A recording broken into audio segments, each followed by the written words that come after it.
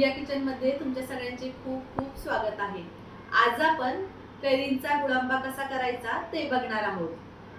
चला सुरुवात करूया। ही आपण तोतापुरी कैरी घेतलेली आहे। एक 5 ते 6 मी कैऱ्या घेतलेल्या आहेत। अशा टणक कैऱ्या आपल्याला घ्यायच्या आहेत।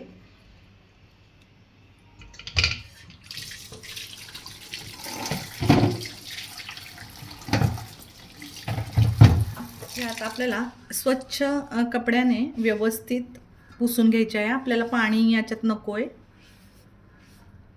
सर्व कैऱ्या आपण पुसून घेणार आहोत।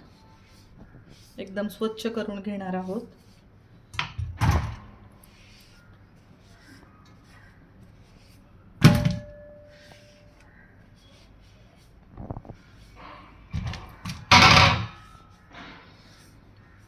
ही कैरी आता आपण सोलून घेणार आहोत।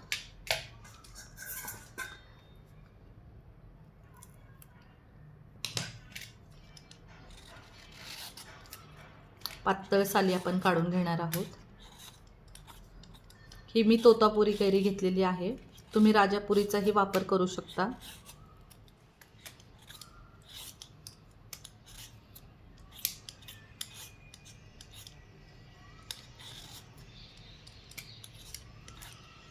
अशा प्रकारे सर्व कैरी आपण सोलून घेणार आहोत।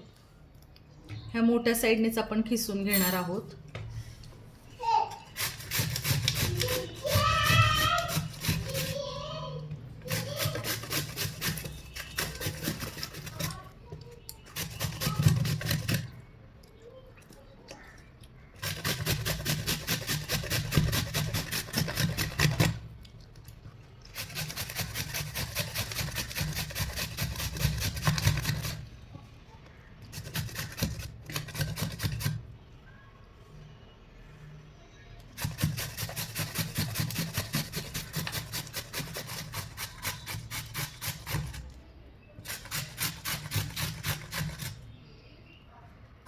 अशी सर्व बाजूने आपल्याला कैरी खिसून घ्यायची आहे। आतमधला कडक भाग आपल्याला फेकून द्यायचा आहे। इथे आपण कैरीचा मुरांबा आपण करणार आहोत। हे बघा, अशा प्रकारे आपण कैरी खिसून घेतलेली आहे। 1 किलो जर कैरी तुम्ही घेतली असन तर त्याच्यासाठी 3 पाव तुम्ही गूळ घेऊ शकता। मला कैरीचे प्रमाण माहीत नसेल किती आहे, तर तुम्ही जेवढे कप कैरी भरेल तेवढाच कप तुम्ही गूळ घ्या। आणि कैरी जर जास्त आंबट असेल तर तुम्ही गुळाचे प्रमाण वाढवू शकता। इथे आपण कढई गरम करायला ठेवली आहे।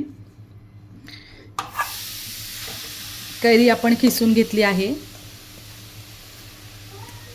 ती आता आपण कढईमध्ये घालून घेऊयात।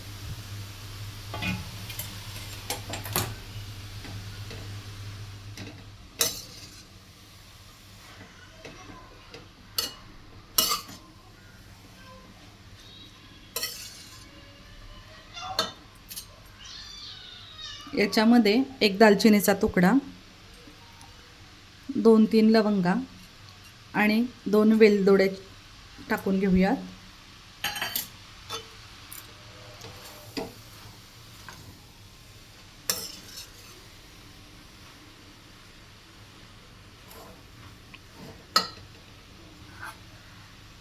हा गूळ आपण खिसून किंवा असा बारीक करूनही घेऊ शकतो।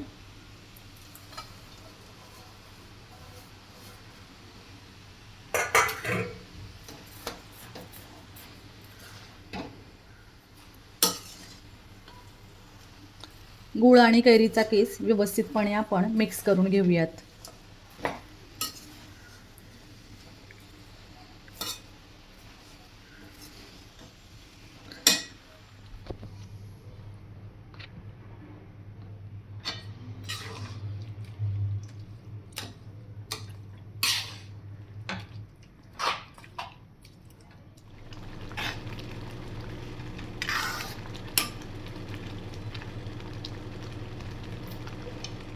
आता 5 मिनिटे झाकण ठेवू।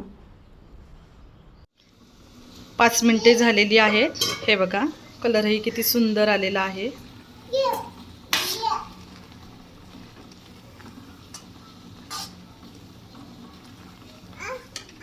या लेवलला आता आपल्याला गॅस बंद करायचा आहे। मुरांबा आपला जास्त घट्टही आपल्याला करायचा नाही, असा रसरशीतच मुरांबा आपल्याला ठेवायचा आहे. आता आपण हे गार करण्यासाठी ठेवून देऊयात. गार झाल्यानंतर आपण स्वच्छ धुतलेल्या काचेच्या बरणीत हे भरून ठेवणार आहोत. एकदम थंड झाल्यानंतरच आपण मुरांबा काचेच्या बरणीत ठेवणार आहोत. सकाळच्या घाईच्या वेळेमध्ये डब्याला जाम किंवा चॉकलेट स्प्रेड चपातीला लावण्यापेक्षा हा हेल्दी मुरांबा अगदीच छान आहे.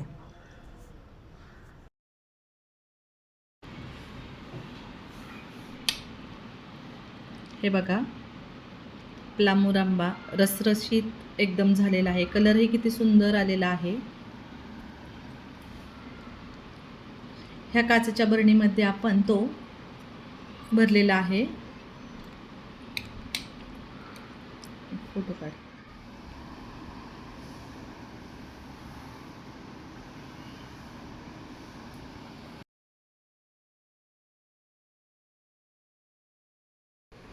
ही काचेची बरणी आपण स्वच्छ धुवून घेतलेली आहे आणि याच्यामध्ये आपण हा मुरांबा भरलेला आहे.